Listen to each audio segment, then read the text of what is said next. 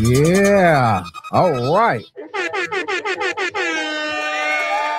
Welcome to another episode of the Let's Talk Photography podcast. For those that don't know, you can tell my name. It's right here on my shirt. I'm Robert Silver, and I can't wait to share some more of my thoughts and opinions, and hear yours as well, about the latest news.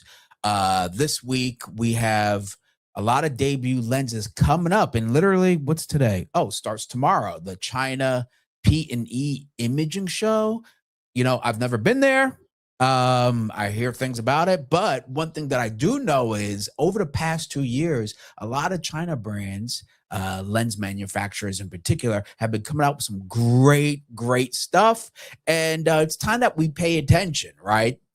Japan is no longer the only kid on the block, So with that said, I want to talk about what rumored lenses are coming out specifically for the Nikon Z-Mount. And of course, in the past 3 days, we've had some major camera drops from Sony, Lumix, and Canon. And with all that, I want to talk about those particular things. And let me get to my intro. So let's get to it.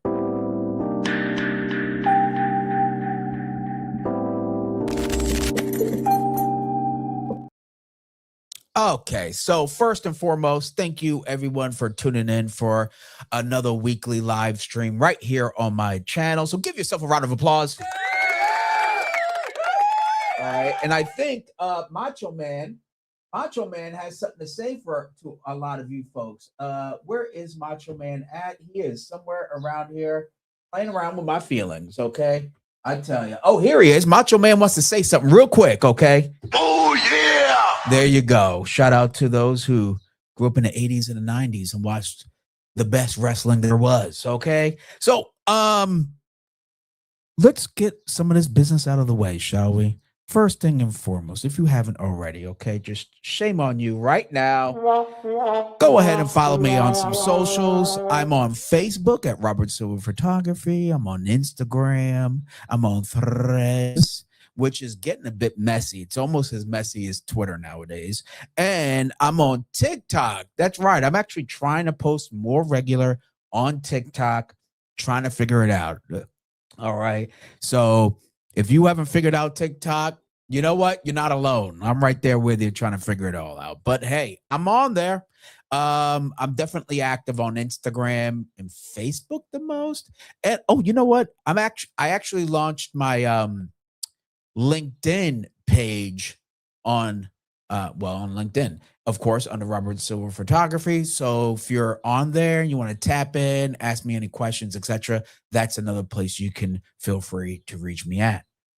This week I bought a new. Well, oh, you know what? Let me turn on these comments real quick.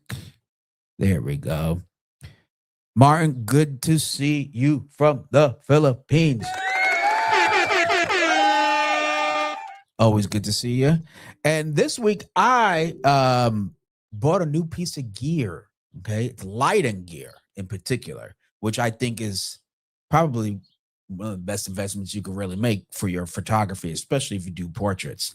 And that is why I bring to you this week for the gear review. Hold on, let me do my little intro. I've had an intro. It's right here. I'm a one-man army out here, so please bear with me. I have it right here. Let's do a little product highlight. Let's go.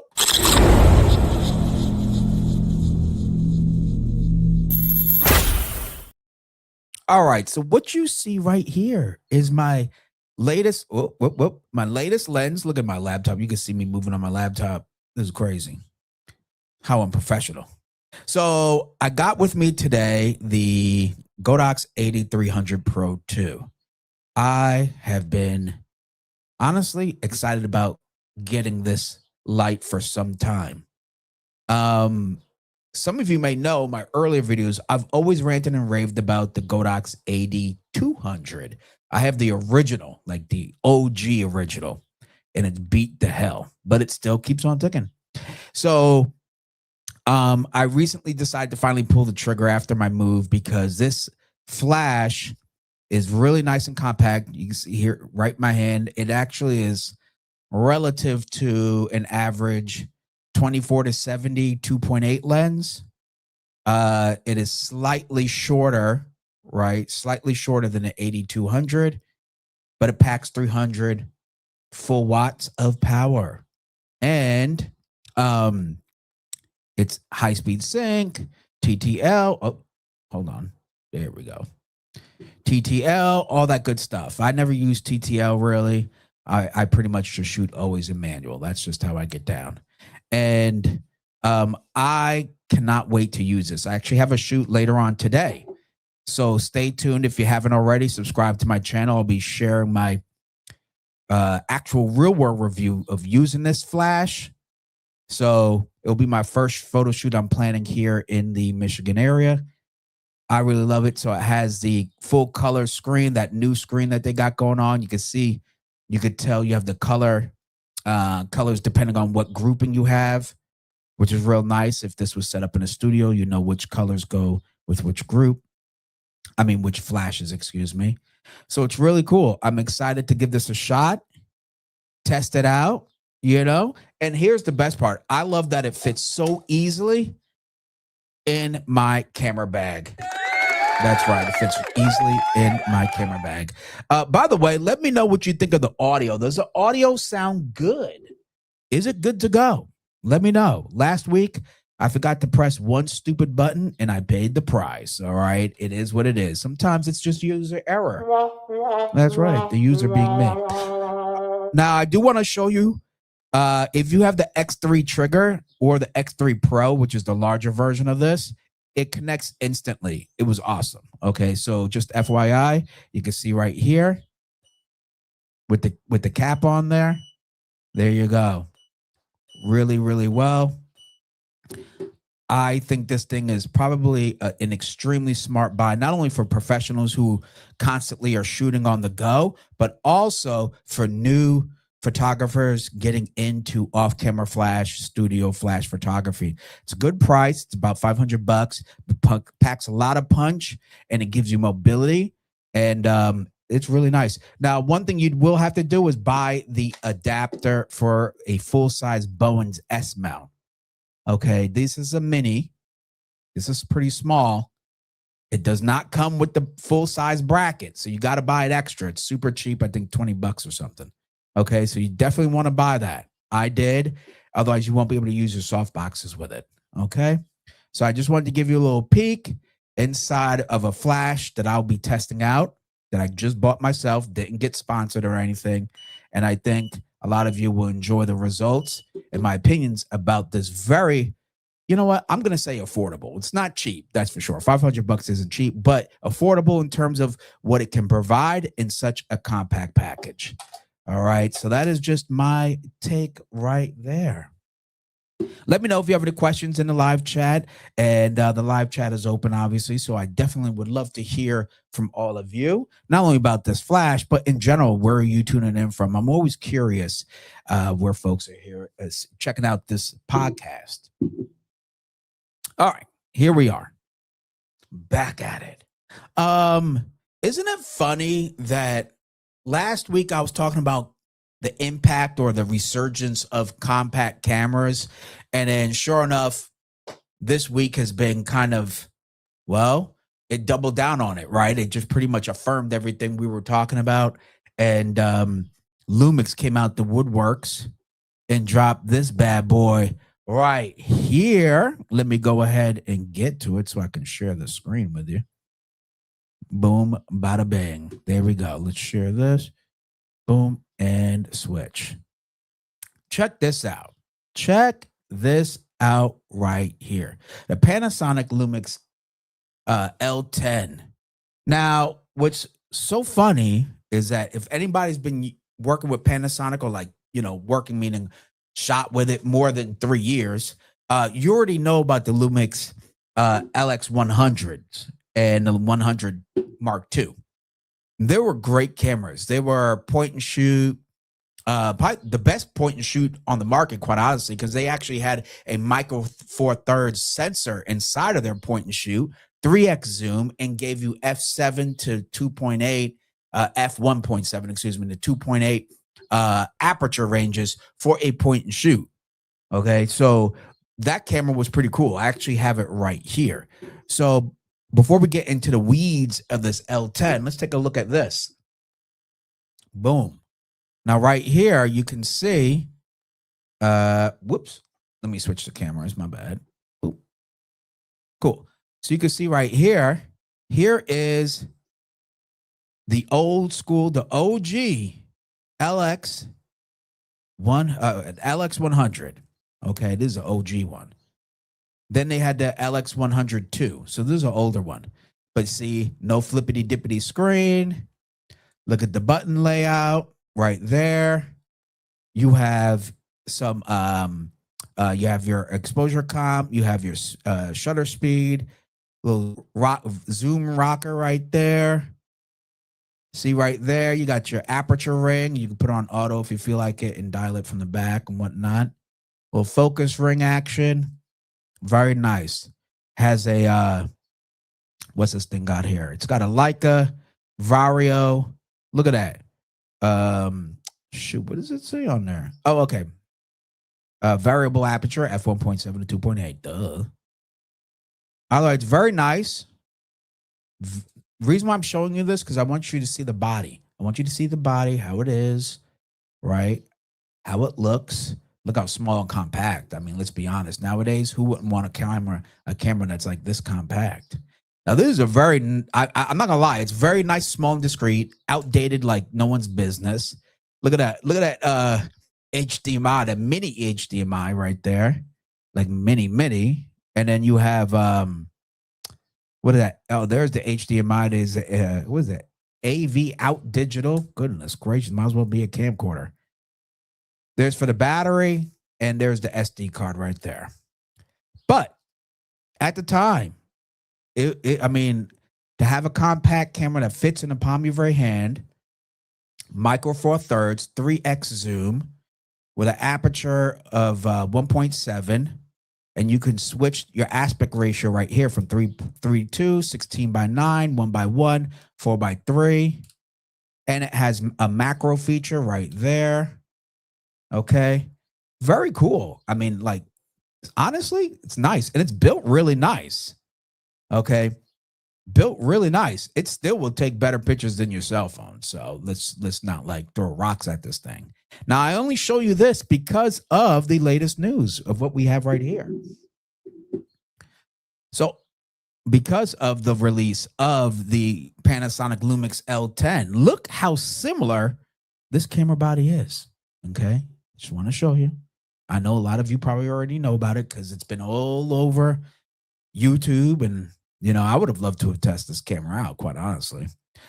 Because as I mentioned last week, I actually would appreciate a more compact and powerful camera that I can use on a day-to-day basis that's not my Z8 or even smaller than a Z6 Mark III.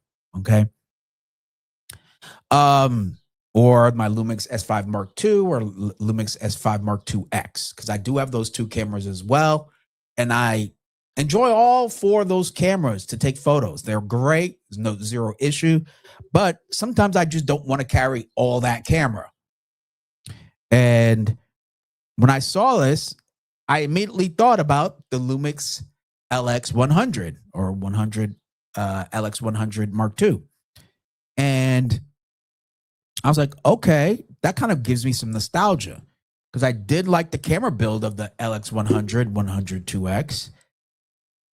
Now let's look at, well, the price is $1,500, right? It's for micro four thirds, by the way, folks. Micro four thirds. That's a little bit tougher, right? To swallow, but let's go ahead and check this out. So it's going to give you it's a 20 megapixel camera, okay? 24 to 75 millimeter full frame equivalent. You have the Leica 10.9 and 34 millimeter. Okay, that's the lens, obviously. So it looks about basically the same as the LX100 in terms of range, right? 5.6K, 60 frames. That's fun. And 4K 120. Now, this camera, the LX100, let me go back here. I'm sorry, everybody. Now, this camera only gives you, I'm so sorry. How much video? 4K 30. Man, that's how old this sucker was. 4K 30 and 1080 60. All right. So this is a few years old. Okay. It doesn't say it on the bottom, but just take my word for it. It's a few years old. So right there. So that's a huge improvement. Now I'm not sure how out of all the reviews I've seen online so far with this camera, I haven't seen a lot of people really test out the video. So I'm curious to see how well it is to catch some video. Now with a camera like this, all right, I'm honestly thinking vlogger content. Like, let's be honest, some quick B-roll that's better than my cell phone. That's what I'm measuring this up to, because the form factor and even the price, you're in direct competition with cell phones, right? 1,500. I think my iPhone was 1,100. So it's like, that's what you're directly up against. So it's got to perform better and be just as convenient and reliable. Let's add that to it. So 4.6K, 60 frames, and 4K at 120. That's pretty cool on paper. Again, we got to test it out, see what it's like. It'd be really awesome if you could shoot a vlog with this thing. I haven't heard anything. Oh, my bad. Here we are right here. Duh. Vlog. Okay. So that could be pretty cool. That could be pretty cool. Now, you're not recording your next feature film with this thing. All right. Quick snapshots, maybe some B-roll if it's for something like that. But, you know, if you want to record some vlogging or vertical content for yourself and something like that, that's all. That's the standard I'm looking for. I'm not looking for our RE log quality here. So I'll be very happy if it's better than my cell phone. I get better separation, I get better color, and some better dynamic range. It's a win for me. Real-time LUT. I actually like using a real-time LUT. Especially if it's just for like social media content and I already know what I want, bake it right in. That's one less step I need to do later in post. Okay, so 3-inch screen, no surprise there. And textured leather wrapping, you know, it's just textured gripping. I don't know, who cares? Okay, that's what this is. Okay, now unless it's rubber, right? It'd be nice if it's like a nice little rubber to keep it that much more firmly in my hand. This one has it. This let's go back to the original. This one has it right here. It's like a nice rubber that feels more secure in your hand. So I actually like that. Okay. By the way, everybody, you make sure you go ahead and where is my, there we go. Make sure you go ahead and smash that like and share and subscribe now. Okay. So I like this rubber. It makes it feel more secure, even though it's super small. Like this is even rubber here. Again, this is the LX100. See how small? I mean, that's rubber, and it fits perfectly, like right there. If that makes any sense. So I hope that's the same. All right. Let's get off that. Let's get back to it. Cool. So it says here 20 megapixel, 24 to 75 millimeters. So 3x zoom. That's cool. Large sensor, flexible zoom. Large sensor meaning, you know, compared to the average compact camera, it is a large sensor. If you're at Micro Four Thirds, it's not a 1-inch sensor, right? Therefore, it's going to be better performing all the way around. Not being a APS-C or full frame sensor, obviously low light is going to be more of an issue for you. But again, I haven't fully tested out this camera, but it is going to be a better performing on, you know, pound for pound than your cell phone. That's why for me, a camera like this is like, I want it small, compact, reliable, quick, easy to use, better quality than my cell phone. Otherwise, people are going to stick with the one camera they always have on them. It's right here. It's the cell phone. Okay. So, bunch of accessories, blah, blah, blah, blah, blah.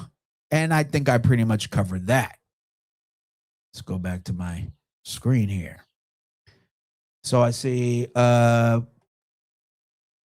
looks like a great flash. Enjoy. Hey, thank you very much, Martin. Yeah, the 8300 Pro. Honestly, this thing looks super. It looks super fun. I can't wait to use it. You'll see. You guys follow me on well, just subscribe to this channel and you'll see my real world review of this flash. Yes, other people reviewed it from Here to Kingdom Come. Well, I think it came out about 3 months ago. So there's nothing new about this flash per se. It's new to me. If you want to hear my opinion about it, stay tuned. I'm excited because I want more power with more convenience, meaning wireless triggering and also fit in my camera bag. I'm tired of carrying 2 or 3 camera bags if it's not for a commercial gig. Okay, if I just want to get outside, have some fun, give me something that's compact and powerful, this means I'm going to be able to have more flexibility one up against challenging lighting conditions with a flash like this. They didn't sponsor this video. They didn't help me pay for this. I've asked.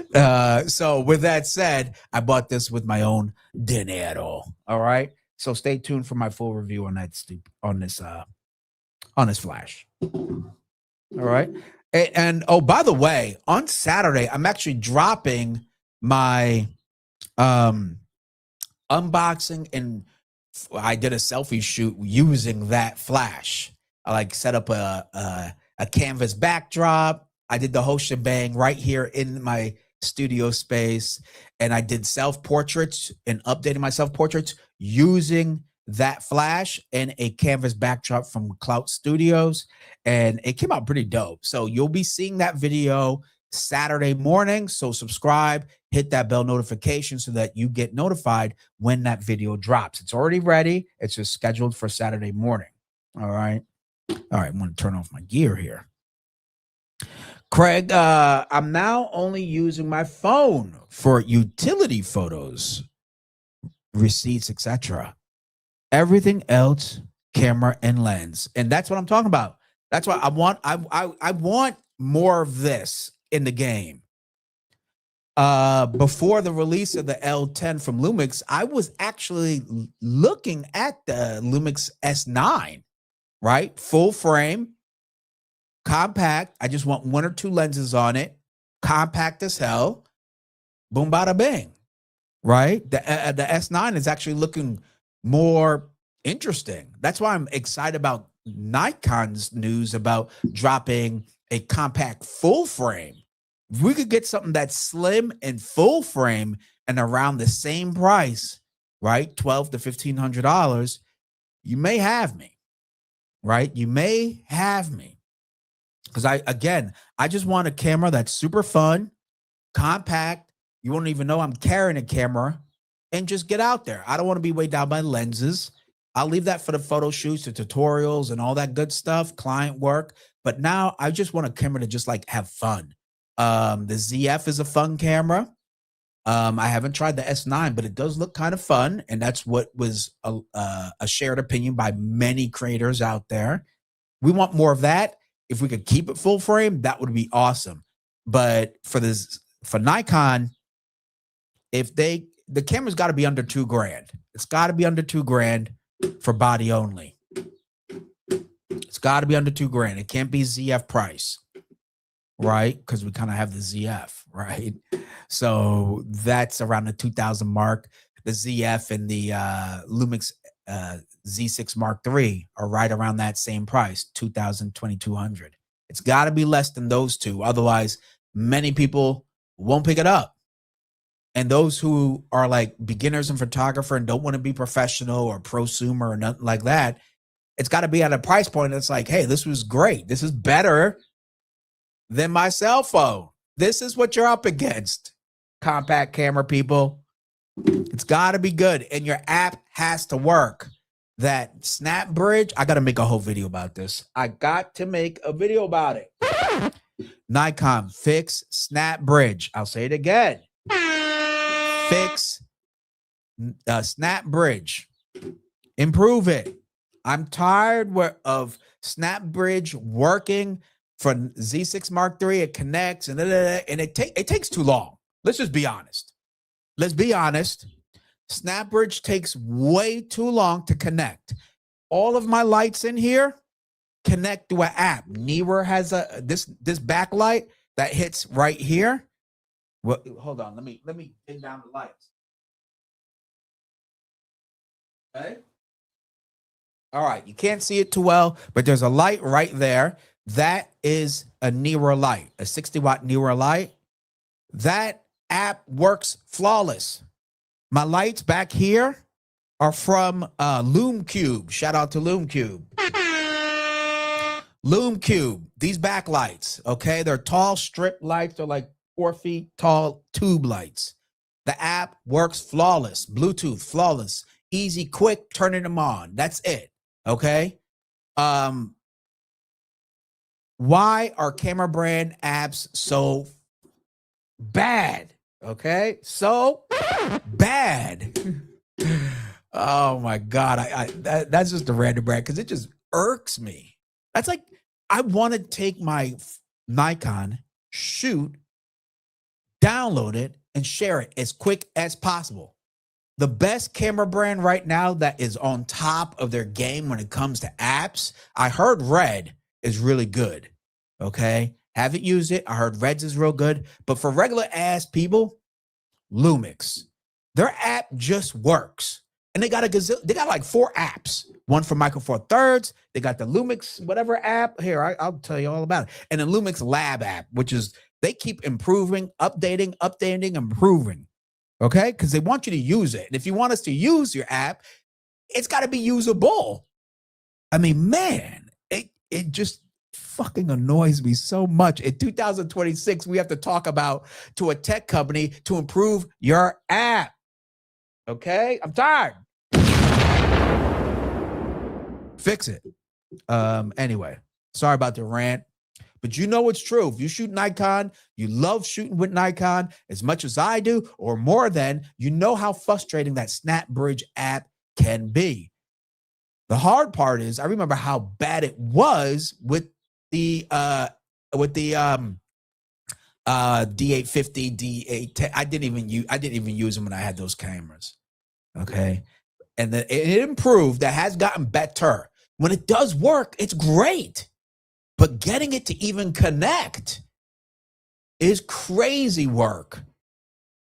My D850, I don't know what it is. I don't know. The Z6 Mark III connects better. But the D850, I'm like, what? A $4,000 camera should not have this much problem connecting to a stupid cell phone app.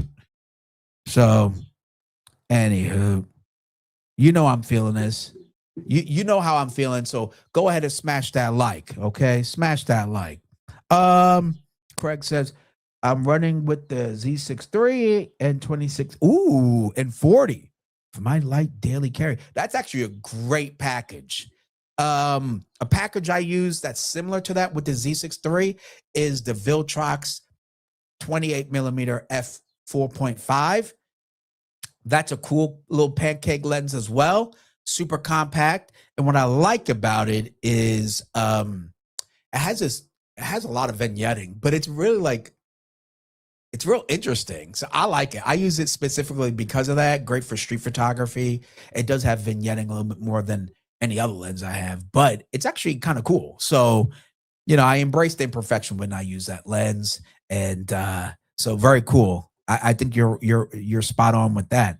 A true compact setup would be cool too. Yeah. Imagine a fixed lens. You know, what was it? The Fuji X100V, or whatever that latest one, V or V6. That is a cool camera. I'm not gonna lie. I tried it out at WPPI. It's a fun camera. Nikon make a same version, you know, similar in terms of like what it gives us, with its Nikon interiors, you know, the guts and software and whatnot, full frame. You know, I'm going to look at it, but it's got to be priced right. It's got to be priced right now. Don't mess with us. Can't be over don't even go near 2,000. Don't do it. Make the EVF optional. That's fine. I'm not tripping about the EVF for a compact little camera if it delivers, right?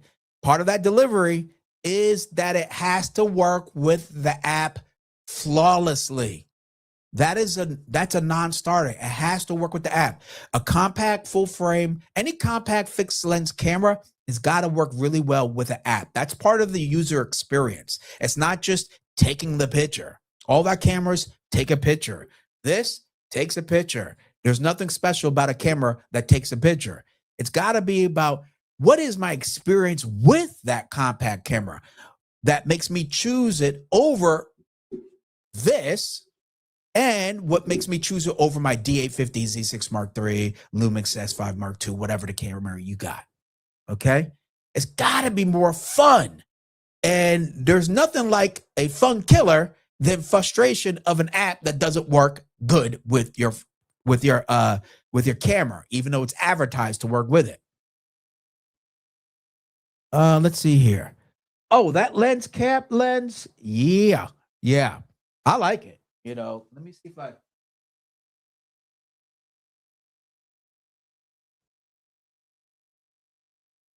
Here we are right here. Check this out. Bam. Okay. Little 28 mil. I like that it has its little cover right there. This thing's only $100.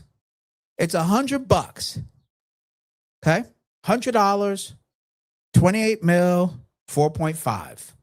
Everything's going to be sharp in that photo.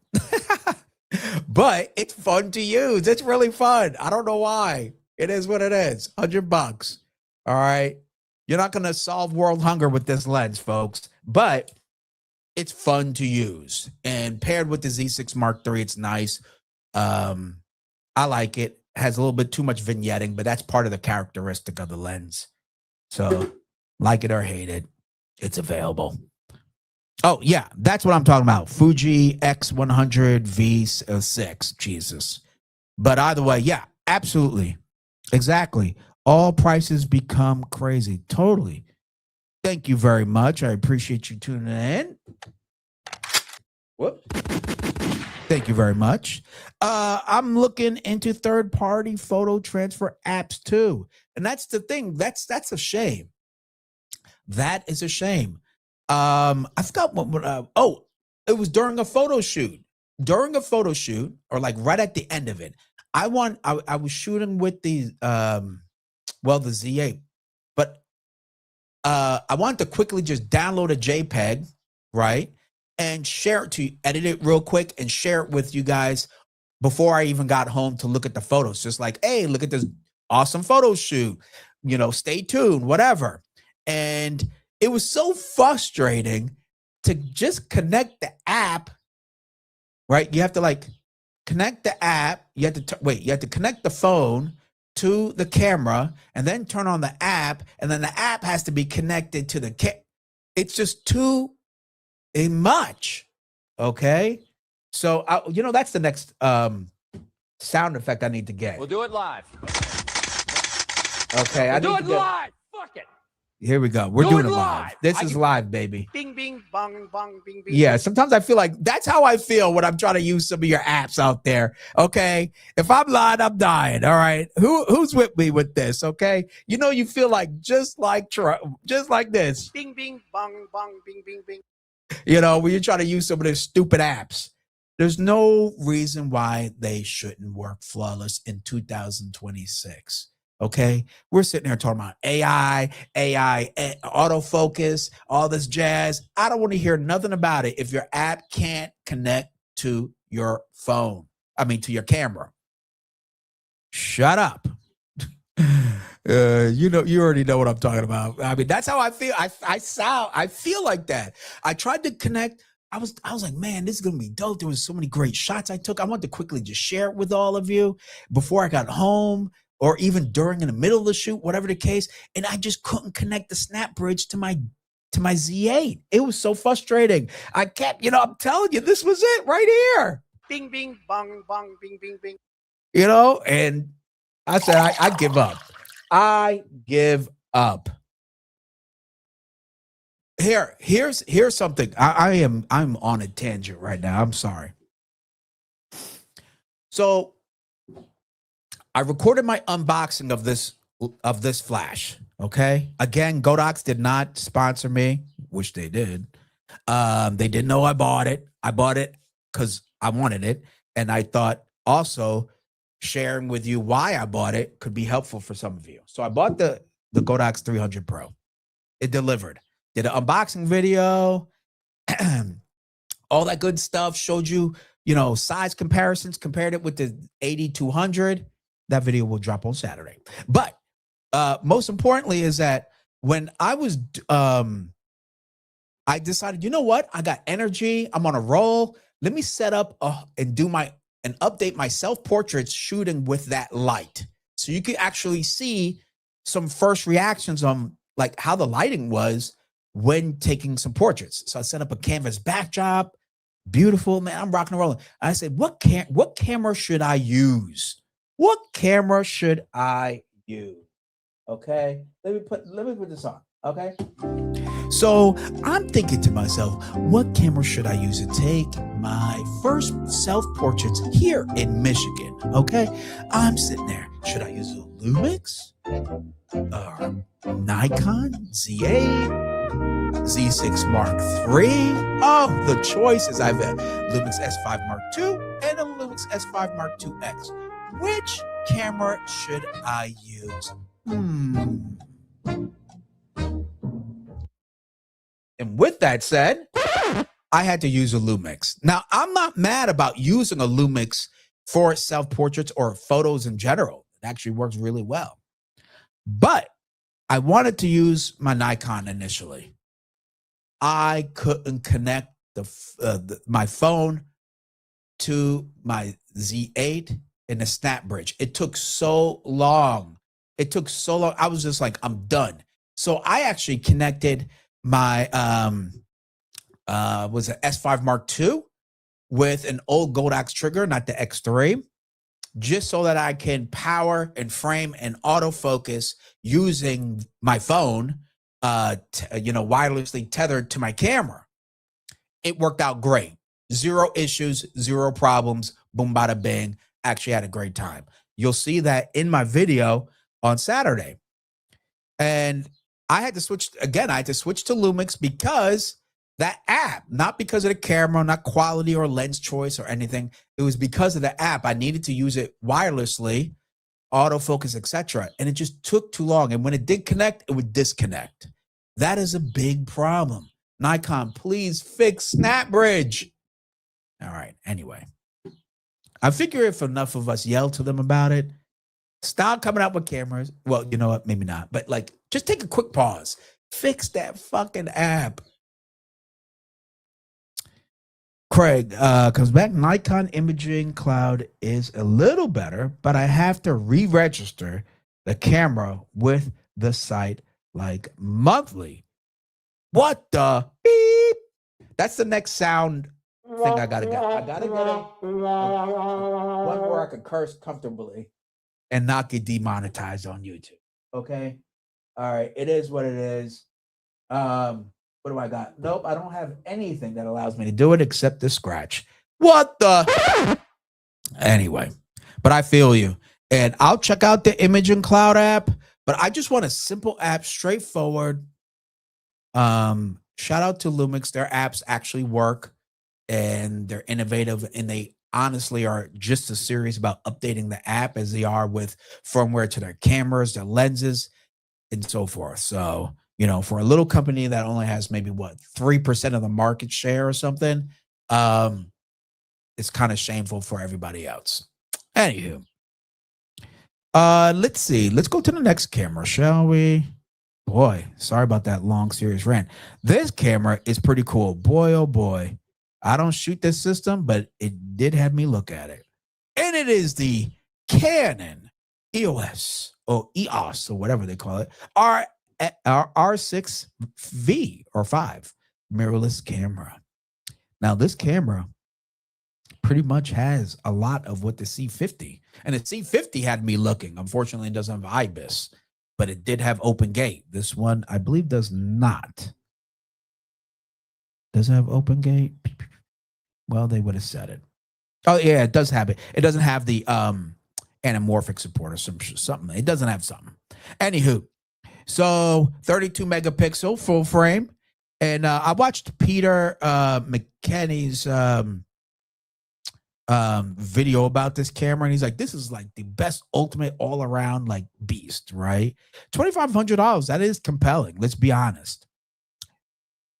That puts it up there with the Z6 Mark III area. So this is a compelling buy. If I shot Canon, I would definitely take a hard look at this camera as an everyday, all-purpose. You're going to get great video out of this camera. There is no doubt about it. Full HDMI, all the inputs, right? I mean, you're not going to get, and I definitely like this. I wish more camera companies gave us this, a 1/4-inch screw, just so I could easily do vertical content without having to put a cage on it. I like the form factor. Very nice. You know, hitting you with that ZR kind of, or X3 form factor. You know, Canon, you know, the only thing with Canon is their stuff costs a gazillion trillion dollars. But this camera right here for this is a good price. This is a good price. Okay, so it's got this. There we go. The vertical shooting right there ability. Boy, that would be awesome. Like if a Z6 III or a Z8, just that teeny screw. Just that teeny screw. That's it. You just add that. You don't have to have a cage. You can slap that on a Ronin, right? DJI Ronin stabilizer so easily. Wow, just that little screw. So shout out to that screw. Of course, it's got the open gate action. For content creators, I know there's a lot of people who don't like it. It is clutch. It is awesome. I did a short film earlier last year or mid last year, and open gate saved my day. I shot in 6K open gate. It was Lumix, and boy, being able to reposition my video was awesome. No one knew a thing, but for editing, it provides so much flexibility. Yeah, this is nice. Okay, all right. So these are just images or whatever. Let's go back. Let's get that out of here. Let's get to the features. So dual pixel, you know, autofocus, in-body stable. In-body IS, nice. So you get it here. I don't believe you get it in the C50. I don't believe you get it in the C50. Vertical tripod mount, right? Rotating UI vertical tripod mount. Boy, that's a lot. It's a 1/4-inch screw, but right on. A nice image processor, 7K up to 30 frames a second, open gate, raw recording. 15 plus stops dynamic range, C-Log 2, up to 40 FPS in pre-continuous shooting modes, and one CF Express Type B slot and SD card slot. Let's just be honest. This is a nice price for this camera, for what it can do. Like if I was to have it every day, like this camera's gonna kick ass every day, this could be it. And that lens right here, the 20 to 50, is a great everyday kind of like all around purpose lens. It kind of reminds me of this lens right here.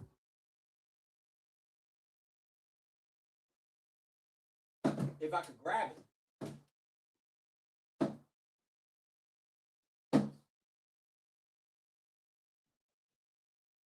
All right, here we go. Here we go.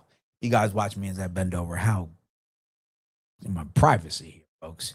So this lens right here reminds me of this. This is Lumix. It's a kit lens, plastic build, right? 20 to 60, variable aperture though. That's the only that is a downside, but 3.5, 5.6 full frame lens, super lightweight. You'll never feel it on any gimbal you put it on. It's a kit lens. But what I like about it is sharp. This lens is sharp. Like, do not get it twisted. The 20 to 60 is a sharp lens. 67 millimeter filter thread. I use it a lot with the 50-1.8 and I have an 85 1.8. It pairs well. For video, it covers great range. Really nice range. And for walking around, 20 to 60 is a fair range for keeping it compact. Okay. Not bad. You get what you know, it's a kit lens, but it does give a lot of flexibility. And I like this lens because when I was in Spain, I was in Barcelona a couple years ago, and I brought like 6 lenses. It was nuts. I brought like 6 lenses with me. I did too much. We've all been there. You travel. You're like, I don't want this lens. I might need one. I might want to do this. So I'll bring this lens for this one thing you might do. And at the end of the day, I only use this dang lens the entire time. Okay. I only use that lens. Now, for traveling, I didn't want everything blown out. I actually want detail. I actually want some of the background. I want the environment. I want to show where I was, right? So 3.5 to 5.6 in the daytime was perfectly fine. 0 issues. And it was fun. I had the S5 at the time, the Lumix S5 full frame camera, and it kicked butt. I had so much fun with this lens, and it got me really thinking. So to double back here, a 20 to 50 is a great range for shooting video. I think it's totally comfortable for every day. And 20, tell you the truth, that extra 4 millimeters compared to like a 24 to 70 makes a massive difference. It gives you so much more to work with, depending on like how much space you might have wherever you're shooting. That 4 more millimeters does make a difference, especially when you're shooting video. Okay. Sometimes 16 and stuff like that is just far too wide and can introduce distortion on the edges. So it's like, this is a really nice range. So that's $36.99. That price right there, even though it's a nice lens, that's a nice hefty extra money. I'll tell you that. I'd probably do like the body only and like some f1.8 primes, and you'll be looking like a boss. Get that 51.8. You know, I believe that's like only a couple $100. It'll look like a boss. This is a nice camera. You have to give credit where credit is due. Nicely priced. Great camera. I haven't even touched it. Got the front tally light right there. Compact. This is going to be a solo creator's dream come true in many ways. In many ways. Okay. Sony isn't even touching this. The only thing that's going to touch this is because of the specs. You know, some of Nikon's, because you do get the red file formats and stuff. So a lot of people from 6K to 7K, not a dramatic difference. I'm sorry to tell you. Who else? And Lumix. Those are the two. To keep it in the size format, price range, and what you get in terms of being feature rich or not. Those are the two. Nikon and Lumix will be around this area. Good competing. Okay, you get that open gate action, raw. Yeah, this is a nice looking camera. I'm sorry to tell folks, this is it. This is nice. This is a good example of what you could do. Pack a camera up and give us tons of stuff to work with in terms of features at a reasonable price. That's why the ZR flew off the shelf. Even the S1 II, even though that's like $3,100, $3,200, look what it came with. Like, damn. Okay. So shout out to this camera. All right, let's get back over here. So in the meantime, in between time, make sure you go ahead and smash that like if you enjoy this kind of content, like talking about or just hearing about more about camera lenses and sharing opinions. Now, just for those that don't know, I shoot primarily with Nikon and Lumix cameras. I have zero shade for Sony or Canon or Fuji. I actually respect a lot of the stuff that they drop. I just don't get my hands on it. Okay. So if anybody out there knows how to get my hands on some of these and so I could bring my opinion to all of you, well, send them my email. Okay. But if you are curious about me curious to ask me questions about specific camera brands outside of Nikon and Lumix, it may be a little bit more difficult, but I can definitely share my opinions about Lumix all day because I used to be a Lumix rep for in the Bay Area. And then Nikon, I've been shooting with Nikon since I started photography. So I'll definitely help you out with Nikon all day. That's for sure. If you have any questions, make sure you post them down in the chat. That's what this live chat is all about, folks.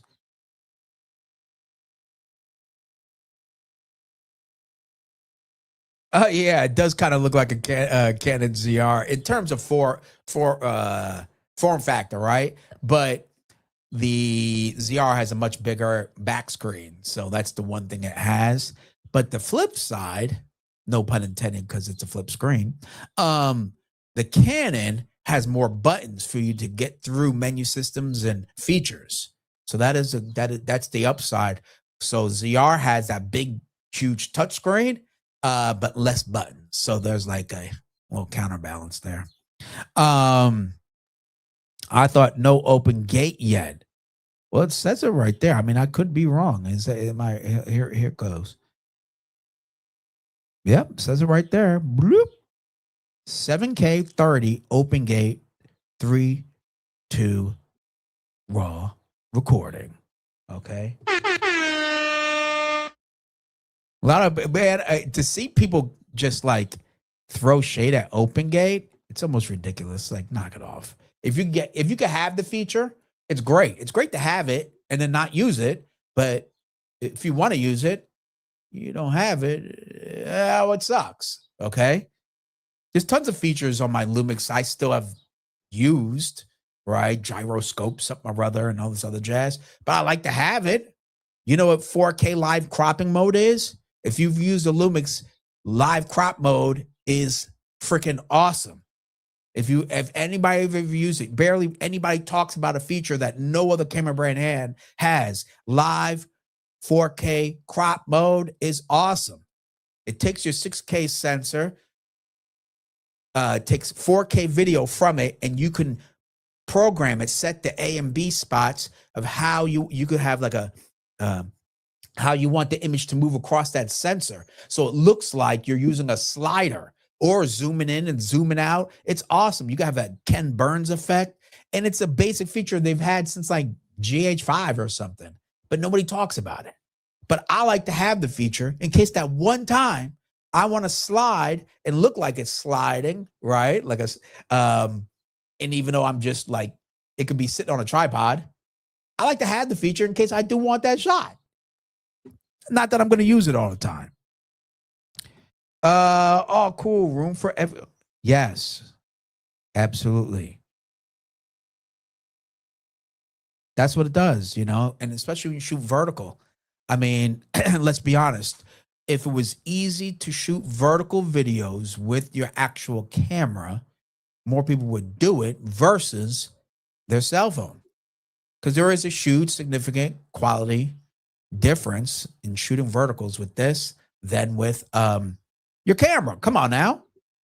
Lens choice, low light capability, separation, shoot. So make it easier. That's why I appreciate this feature right here. Pretty cool. Come on, folks, give it to us. And I don't think it made the camera that much bigger just to add that 1/4-inch screw. Not at all. So that's my rant for that camera. Whew. Let me drink some of this water, folks. All right. I gotta get something that like where maybe tea or something. I gotta do tea. I don't know what I gotta do. I gotta do something where right here it hurts a lot. Maybe I gotta get somebody on this stream so therefore they could talk. All right, back to business. Next camera. I mean, this is one hell of a week. You know what? On Monday, I looked over emails, visited rumor sites, and all this stuff. I was like, wow, this is going to be a slow week. Let's talk about the lenses for, China P&E Imaging Show. You know, that's kind of a cool topic. And then Tuesday came, and all these lens camera drops happened. I was like, yo, this is nuts, right? Tuesday and Wednesday. Oh my God. So you never know how a week of photography could turn out. Just takes a day. All right, here we go. Boom. Now we're on the latest release. What is it? The Sony Alpha A7R6 mirrorless camera. Geez. So we had the A7, 5? And then now we have the A7R V1, whatever, 6. Okay. I've seen a lot of videos. I just watched Manny Ortiz's video. I think I did Jared Poland's or not. And a lot of people are digging this camera a lot. It does a lot more. I have a gripe with Sony. I do. I'm not going to lie. Okay. I have a gripe with them. Wow. But let's talk about these features, though. Full frame camera, because as you know, with the R, this is really packed for still photographers, landscape, you know, I'm assuming sports as well, portrait, etc. All right, so 66 megapixel camera. That's pretty tough. Okay, that's pretty tough. Approximately, 72. 72.6 megapixel. All right. Blah, blah, blah, raw, etc., etc. You know what? I went to, okay, here we go. Key features. There we go. Oh, that's what I did wrong. All right. There we go. That's better. I had to make my screen larger. Fast autofocus speed, ensuring you never miss a moment in extra shots. Unlock your potential. I don't like when they do that. Just give me the numbers. You know, give me the numbers. What makes this? What are the key features? Not unlock your creativity. Duh. I would assume any camera I pick up does that. Record stunning 4K video. Cool. So it does 4K. Up to 4K. That's all we're doing here. That's all we're doing. Okay. Because I believe the Lumix, the Lumix, Jesus, top of my mind, S1R is a photo focused camera, but could do up to 8K open gate. Just letting folks know. Oh, okay. Here we go. 10-bit. That's pretty cool. There we go. Oh, 420 10-bit. Okay, so it does 8K. My bad. I know people are going to kill me in the comments, clearly. That's all right, though.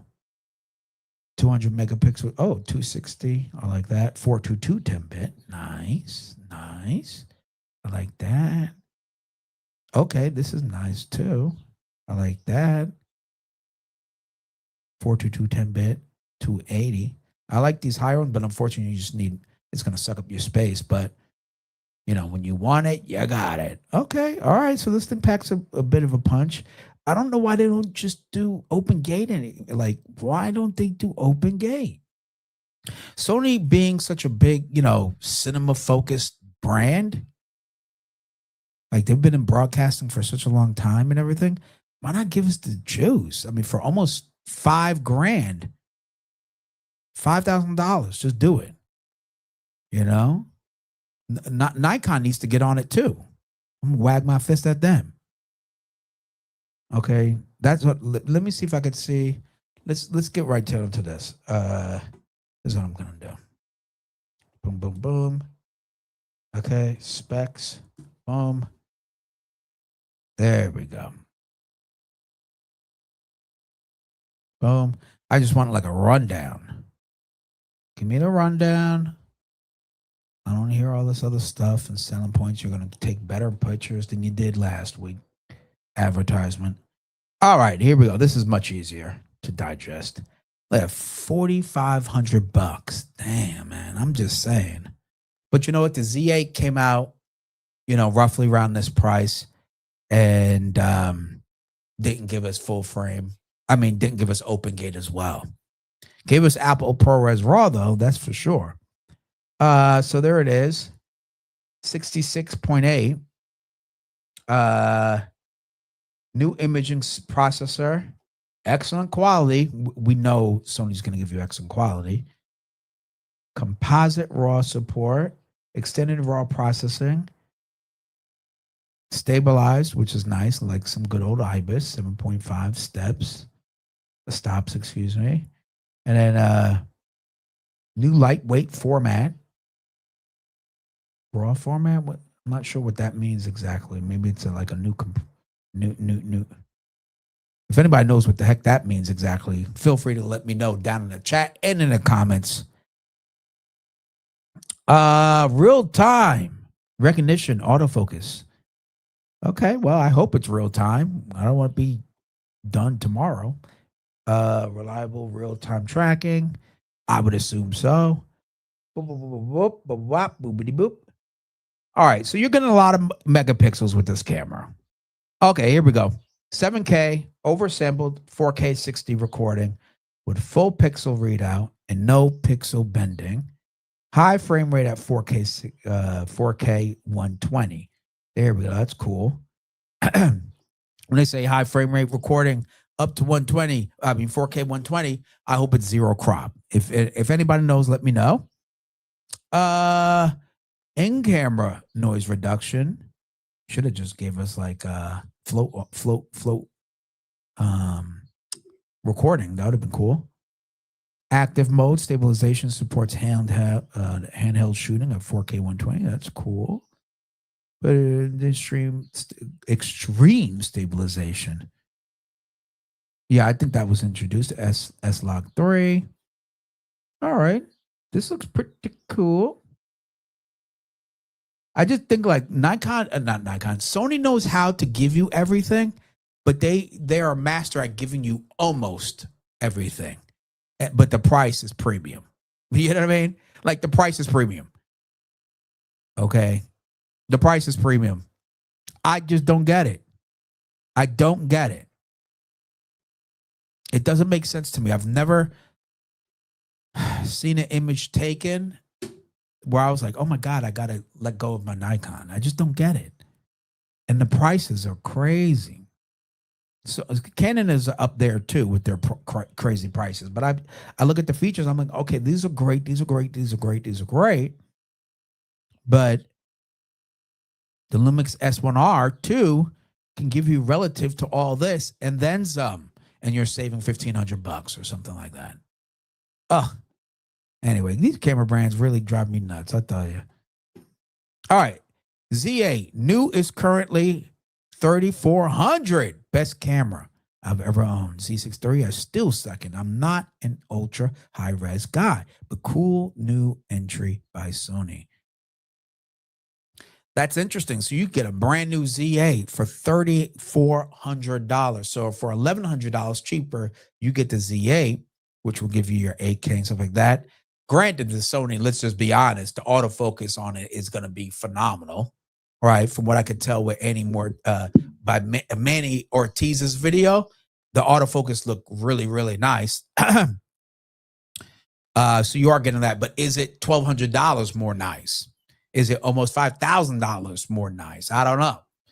But if you get a brand new Z8 $3,400, I bought mine at $4,000 when it first came out.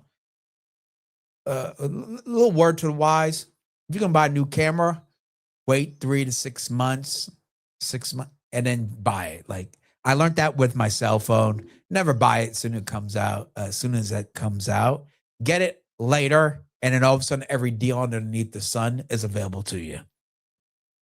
Anywho, $3,400 is great. That is a good price, but I have a feeling there'll be some new cool things you could do with the Sony you just can't get out of the Nikon.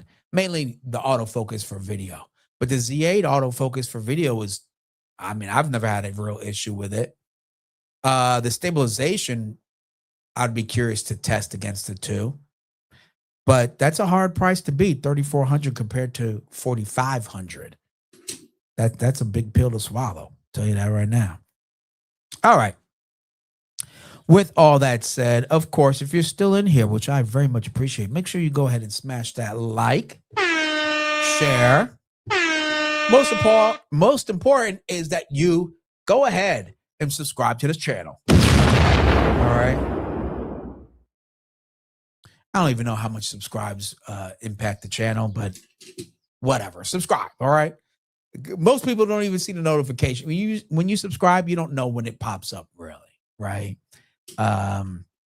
Meaning like new videos or when I go live. I think it's the bell that helps out.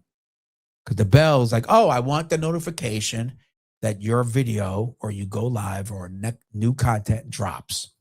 So probably just hit that bell for me. Want to upgrade from my Sony A5100, too confused in what to get under 1,300 for a lens. So you have, well, 300 for a lens. If first off, and I empathize with other streamers that are like, I'm so frustrated with trying to give gear recommendations because there's so many variables to take into account. One is, well, you already hit me with the budget, right? $1,000 plus a $300 lens, right? And then what do you like to shoot? What do you plan on using it for? Just vlogging, just casual shooting, serious portrait work, sports, etc. What do you plan on doing with that camera really helps to dictate not only what camera body, because of the features and capability of that camera body, and then also the lens choice, right? If you do a lot of photos where you're capturing your kids play games, you might need some sort of a zoom. If you do mostly portraits, I might have you lean toward a prime lens or two. So those are some of the things. Velocity. If you send me a message on Instagram, Robert Silver-Photography, of course. Send me a message on Instagram. Let me get to this banner here. Boop, boop, boop. Where is my things at?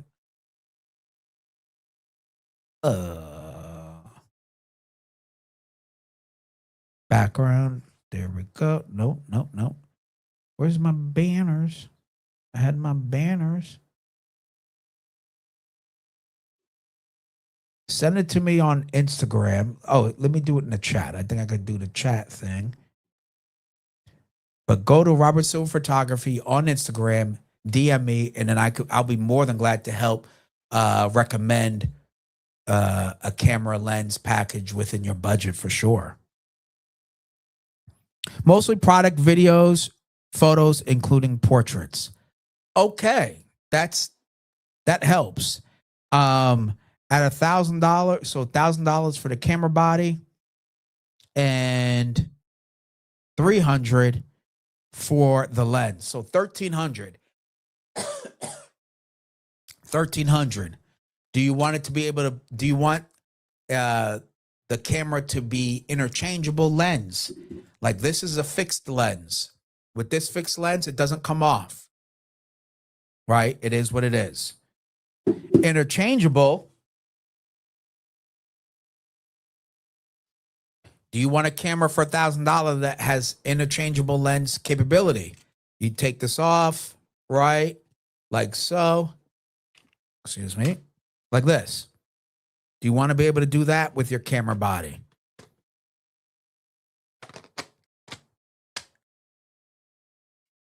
Because that's another factor.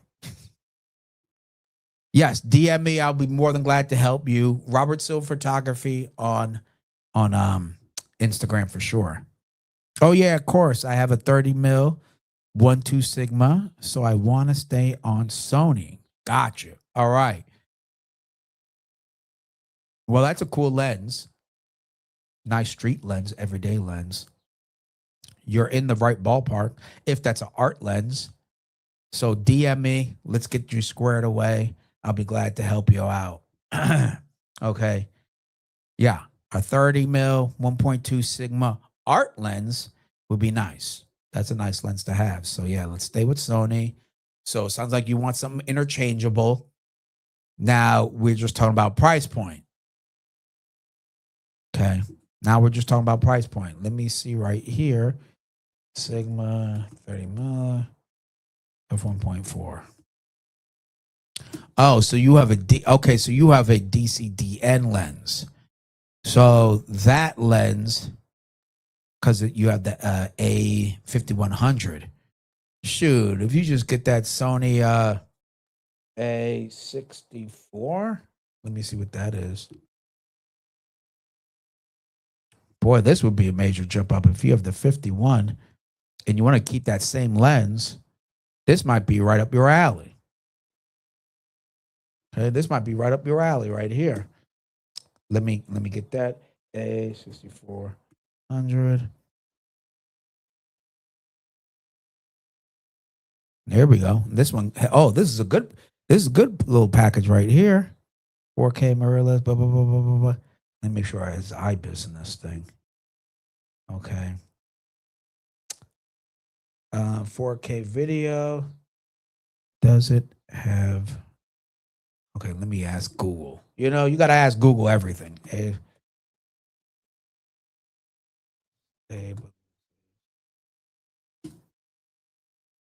Okay, this one does not. Okay, let me see the 65. Let me check that one out. I want you to at least have. My buddy got the 6700, and that thing is pretty amazing.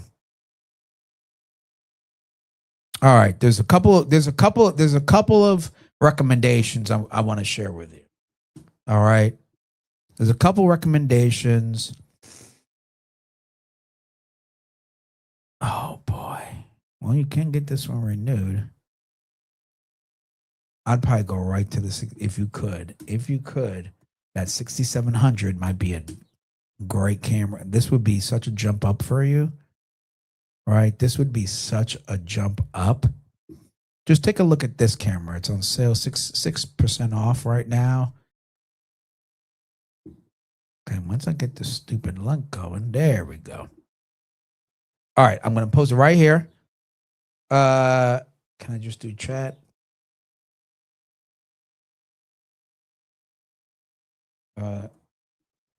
Sony. Look at this one. It's a beast. My buddy has it. Phenomenal video and photos. And you can still use your lens on it. Check that one out, Velocity. I just posted it. It should be live for you to click on. Check on that. My buddy Derek has this camera. It's actually very impressive. I'm not gonna. I've been shocked about it. Okay, let me show you on the screen here. This is it right here. A6700, and it's done him justice. Great video. You know, you can still use your lens on there. 4K video.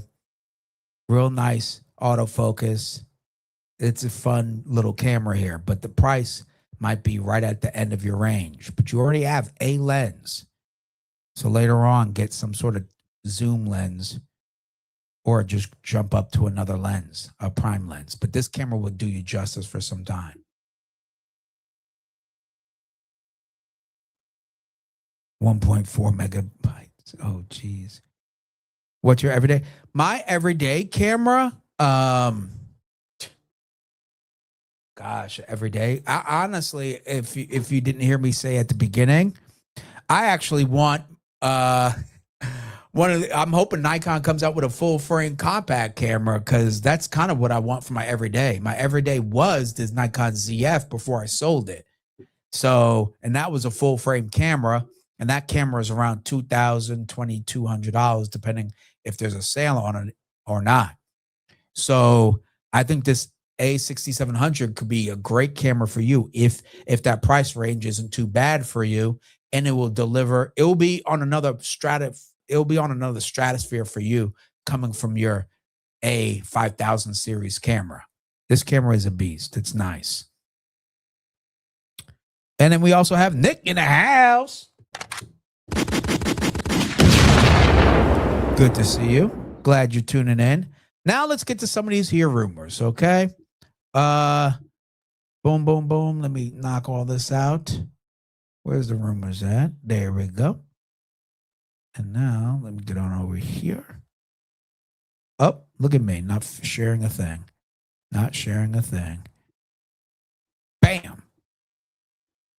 Let's talk about these rumors about a bunch of lenses that are planned to debut at the 2026 China P&E Imaging Show in Beijing next week. Now, this caught my attention because, you know, months ago, Viltrox and Nikon going at it. I think they still are. I think they're going to figure it out, quite honestly, because Viltrox is still coming out with lenses that are Z-Mounts. So we all know what that means. It's all going to be good. You know, quit clutching your pearls, everyone. They're going to figure it out. But this also lets me know that Japan is not the only place you have to go seek for good glass. Viltrox has proven that. Viltrox has proven to many of us, because I'm one of them, that you can produce great glass for a much more affordable price. It is what it is. It's the sign of the times. You know, you folks yelling at China glass is like you wagging your stick, your cane at AI. It is what it is. I don't like it, but it's here. But it's helped me improve my workflow tremendously. So I'm not going to let go of it. So with China, these brands are coming out, you know, with even more lenses available for Nikon. And I'm excited. I'm so excited. Viltrox and okay, let's take a look at this list. Viltrox teases. Let me make sure right here. Okay, you all can see it. Oh shoot. Okay, hold on. Let me respond to this. You're absolutely welcome. As I said, DM me on Instagram, Robert Silver-Photography. We'll get you squared away. But I think that lens that camera body is worth paying a few extra bucks, and you can hold on to it that much longer. All right. The right camera body, not just the more expensive, but the right camera body is an investment. You'll keep it longer than you expect to and get more money out of it if you buy the right camera body for your user case. Let's see right here. Chilling, playing Raid Shadow Legends game in the background. Shout out to you, man, because I tell you, whoops, where is my stuff? I finally, after like 2 months, finally sat down and played a video game. What was it, 2 days ago? It felt so good. I bought a new TV. And I'm like, man, I got this TV just to play video games with. And I was like, wow, it was worth every dollar. So shout out to you, Nick. I hope you're having fun doing that. We got Derek in the house. Man, I was just talking about you. I was just talking about you, man. Derek, if you want to jump on, let me know. Let me know if you want to jump on, brother. Okay. I got the link ready. Exactly. Okay, first is I was pretty close on that Viltrox 8514, but in the end, I went with Nikon's 8518, which is just so damn good. Awesome. I'm not gonna lie, the next thing I'm getting will be the 8514 Viltrox. Once I see it on sale again for 20% off, buying it immediately. It is what it is. Okay. And but I can't blame you. Nikon's great. And Derek, yes, as he said, I mentioned this earlier. Velocity, if you're still here, Derek, he has the A6700, and there were plenty of times when we were hanging out, I was like, damn, that thing looks good. Damn, that video looks nice. Damn. So the A6700 is still a great buy. Okay? It's still a great buy. But if you have 2500, go get that what was it? The A set. What was that camera? It was the A. Here we go. The if you have 2500, get that Canon R6V. Okay, that camera is pretty badass looking. It is what it is. Thank you, Derek. Craig says I was pretty close on that Viltrox 8514 Pro, but in the end, oh, okay, yeah, I already read that. My bad. Yeah, the Viltrox is a great lens. I don't care. I'm bringing right? This thing right here, like I don't use it a lot, but when I do, this is the winner chicken dinner. The 135-1.8 Viltrox. 135-1.8 Viltrox. Like this thing right here for portraits, it's like the holy grail. It's probably the size of the holy cup, you know, at the last dinner. You know, so it's probably just as heavy too. But when I'm taking it with me today, when I test out the Godox 8300 Pro 2 flash, I'm gonna take a few portraits with this bad boy. Let you know what time it is. Okay. So I like Viltrox, but you guys already know that. Mushy. That R6V looks fire. Yeah. I mean, Derek, quite honestly, for that price point, it is hard to disagree. It's hard to disagree. 2500, open gate, 7K. Golly. And I've never really used Canon like ever. I think I only tested out the EOS R when it first came out with no image stabilization. Like that's the only last time I ever touched the Canon, really. But this camera, ooh-wee, does look interesting, especially if you're a solo shooter. If you're a solo shooter, video, and you're gonna pack a Wally Wop with a 32 megapixel full frame sensor for photos, this is a nice looking camera. Okay, I'm just calling it like it is. It is what it is. All right. Now back to this list here. Cool. All right. So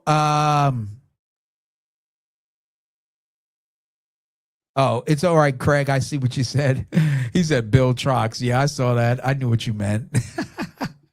Sorry about that, Bill Trox. You know, you Americans always pronouncing shit wrong. All right, so let's take a look at these lenses right here.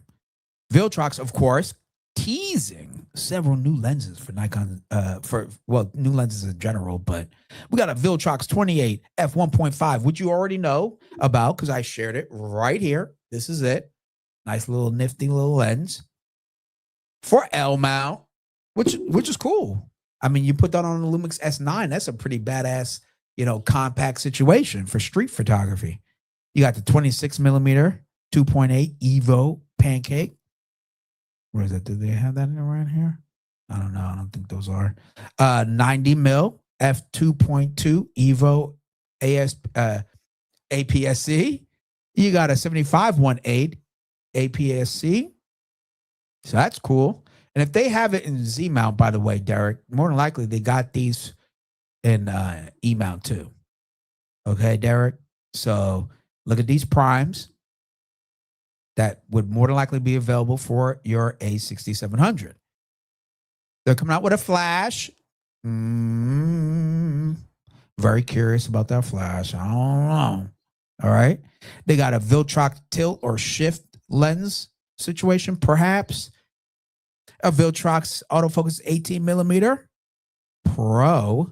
Cool. They got the Pro grade going on for APS-C. So this could be something for Derek. That and the 35-1.2 Pro. That's cool. And then, of course, they're releasing probably a new version of the Viltrox autofocus 35 millimeter f1.4 Pro lens full frame, which is, I think, this right here. Boom. Minus, not minus. Remember, the 35-1.2 had the little screen. That was their lab lens series, which is like their higher grade lens that they released just a couple months ago. And now they have their Pro series 35 f1.4 lens, which is real nice because honestly, if you have a 35-1.4 going to 1.2 is like a third of a stop difference and you're not missing out on a whole lot. Okay. Truth be told. So if you want to save money, go with 1.4s. I will Bet my money that your clients will never know the difference. Let me say it again. Between the f1.2 and the 1.4, your clients will never know the difference, but your pocket will, right? Because the 85-1.4 Pro lens from Viltrox is like $598 right now. And then what was the 35-1.2? It's $999. So it's literally 40% more of difference in price. I would get the 35-1.4 Pro and I will be just happy. Totally fine. Great. Like, you'll be good. 35-1.4, $500-600. It's a steal. I'm already knowing it's going to be a good lens. I don't even have to touch it. I can make a whole video just talking about how good of a lens it's going to be. Then we have Viltrox autofocus 25mm f1.2 for Micro Four Thirds, which would basically be a 50mm lens, by the way. For those who forgot the size difference between full frame and Micro Four Thirds, it's 50%. So just times it by 2. It's about a 50 f1.7. That could be nice because I bet the autofocus like performance on this Viltrox 25mm 1.7 lens is going to be better than any old Micro Four Thirds lens at f1.7. It's going to be a good, your go-to 50mm lens. All right.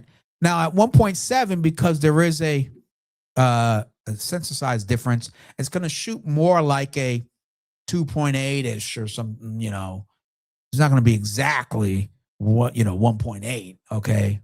Just a FYI, you're doubling that as well as with the focal length. But I'm really happy about this one right here. This bad boy right here is going to be pretty cool. Z-Mount, Derek, look at that. Z-Mount. Yeah, of course. Yeah, you're right. Viltrox does need an anamorphic lens. But you get very affordable ones from Sure. So you do have those options. I saw options right now. You get a carbon fiber anamorphic set for like $1,200 from Sure. A 35, a 50, and a 70, I believe, or 100, and $1,300 for all three of them with the hard case. May not be autofocus though. This is pretty cool. I'm actually excited for this. One thing I noticed recently, and what makes me ultra happy about like the 85-1.4 Pro from Viltrox, or in this case, the 35-1.4, and they already have a 50-1.4 Pro lens. And I'm gonna tell you what makes this lens really cool. And again, since I never touched one, I'm still going to tell you. I'm going to tell you why. Okay. It's because of this bad boy right here. See this lens? It's Nikon. Let me take this off. I'm going to break a rule. I'm going to have the camera sitting here with its sensor open. It is what it is. Now, this was the first prime lens I bought in the Nikon Z-Mount system. This right here, the 50-1.2. This lens, I could do an entire editorial, portrait shoot, whatever. This lens is my go-to lens for portraits. I love this lens. It's got weight to it. It's lighter than the 85-1.2. Okay, that's for sure. But this sucker is a beast. 82mm filter thread right there. 82mm. Let me see, make sure you guys can see it. And it's got serious weight. There's by no means is this a light lens. But the quality makes you say, who cares? It is what it is. Now, back to Viltrox.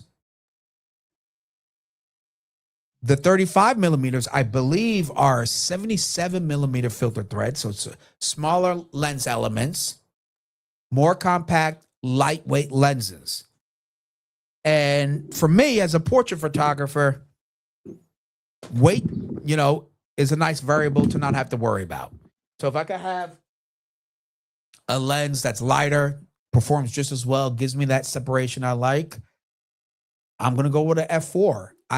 As I become more in tune with my photography, 1.2 is nice, but it's not like guaranteed to make my photos better.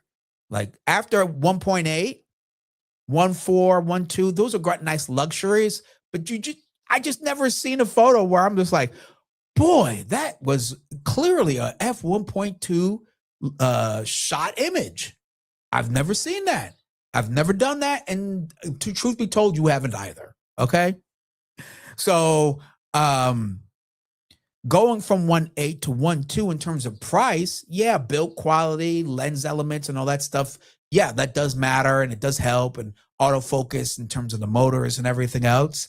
But I've never seen from a 1.4 to a 1.2 that you're going to get that much more of a difference for me now to justify the weight, the bigger size, and price range going to a 1.2 compared to a 1.4.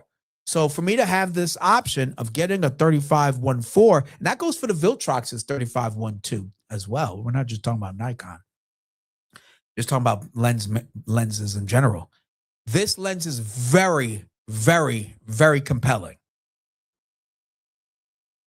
I already know this lens is going to be around $600 to get a great performing 35 millimeter f1.4 lens. That's $600. It's almost a no-brainer. Almost a no-brainer. Unless, I think, who has it? I think Nikon has something close to that, I believe. But if you are right where you are right now, like me, I don't have a 35 prime for my Z-Mount, I would look at this lens because I've heard nothing but good things about the 85 1.4. So I will assume the 50 millimeter 1.4 will perform just as well as throughout the Viltrox Pro series. So the 50 1.4 Pro series by Viltrox, 77 millimeter filter thread, a fraction of the price of the 50 1.2 lens from Nikon, 3 times, 4 times less, because I think the 50 is still $2,200, the 50 1.2 Nikon. Come on now, do the math. Here, I'll give you some time. I'll let you do the math on that.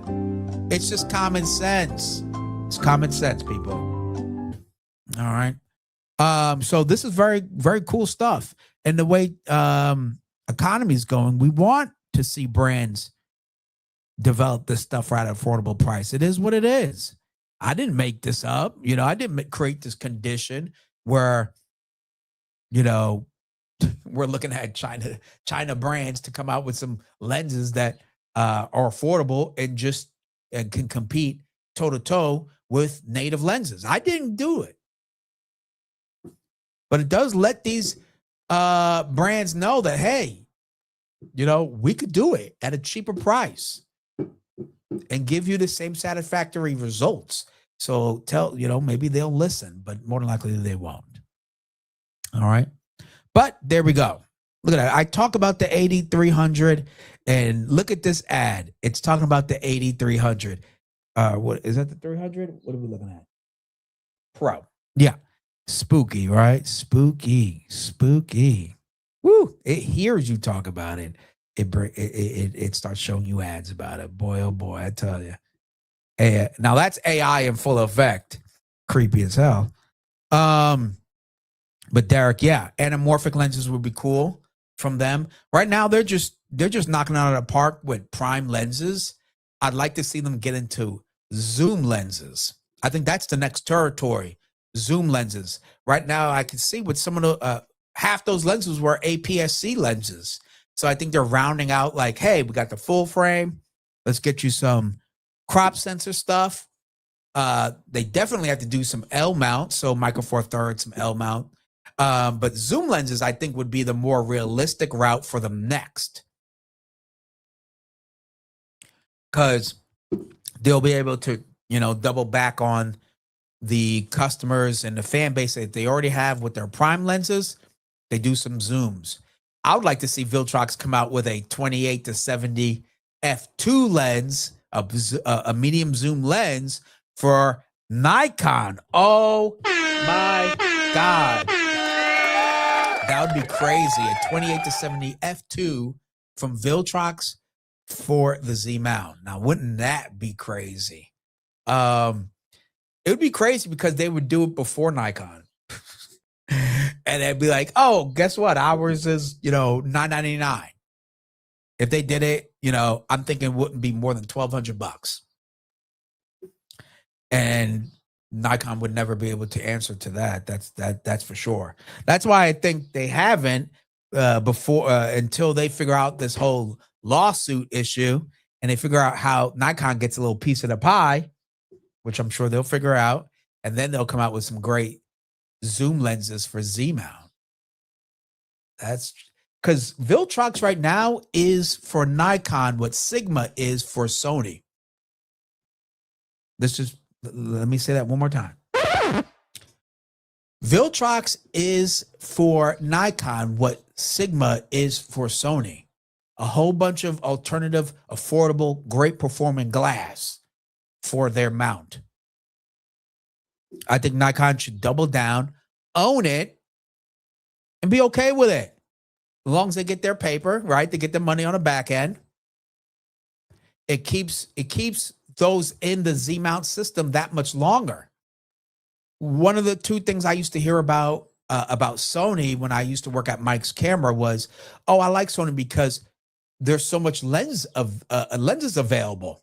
That was one of the biggest arguments against Lumix was there aren't enough lenses available. Like if you were in the S-Mount, their full frame series.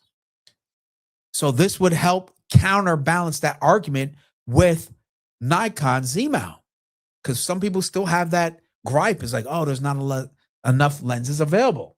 If you have someone like who's watching this video or did earlier, Velocity, they have a limited budget. They say, hey, look, I only have $500 for a lens. Okay, out of even the Nikon's f1.8 lenses start topping out at like, you'll lose them because a lot of them are at $600 or more. Well, the answer would be, well, don't worry. Viltrox has a whole line of lenses that we like. We're good to go. Go over there. And then they'd be less inclined to leave the Z-Mount system.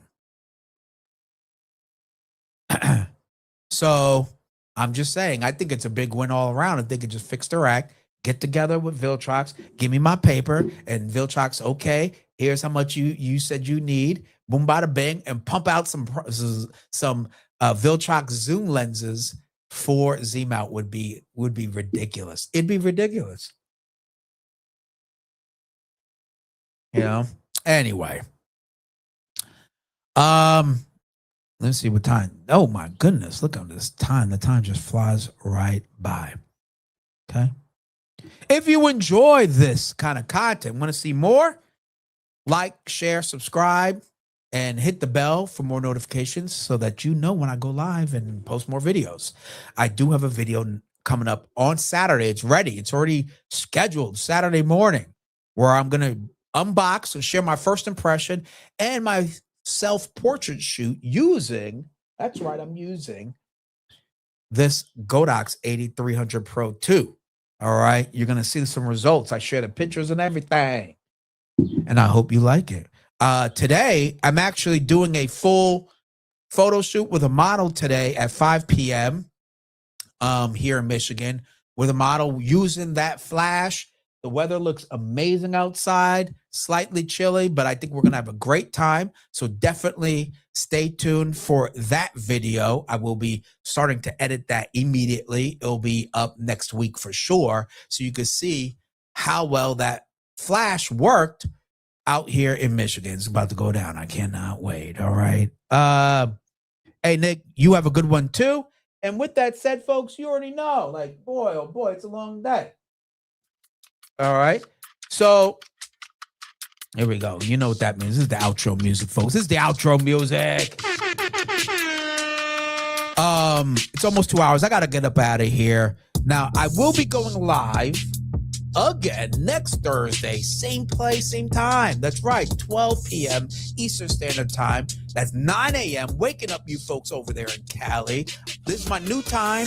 Same day though, okay? New time. It is what it is. It works better for me, and I hope it works just fine for all of you out there. If you enjoyed this kind of stuff, as I said earlier, all right? Don't be bashful now. Smash that like. Come on now. And I can't wait to see what lenses actually come out during the China P&E Imaging Show. It should be super exciting. And of course, I'm wondering when they all drop and be available on Amazon or something, all right? But I really appreciate you all tuning in. Hey, Craig, thank you very much for being active on this chat. I really appreciate your support. It's been really appreciated. And with all of that said, don't forget, all right? Don't forget. Yeah, all right. See you next week. Good time. Awesome. I'm glad you like it. Don't forget that you can, where is my stuff right here? Boop. My notes, Channer. There we go. Don't forget that you can go ahead and check me out on all the socials, on Facebook, on Instagram, Threads, and TikTok. All of the links are down below. Of course, I got my latest video where I rant a little bit about, do photographers like watching or learning photography anymore on YouTube? Who knows? Go check out my video, post a comment on it. And of course, I talk about this new rumored zoom lens, the 100 to 300 mil Nikon lens.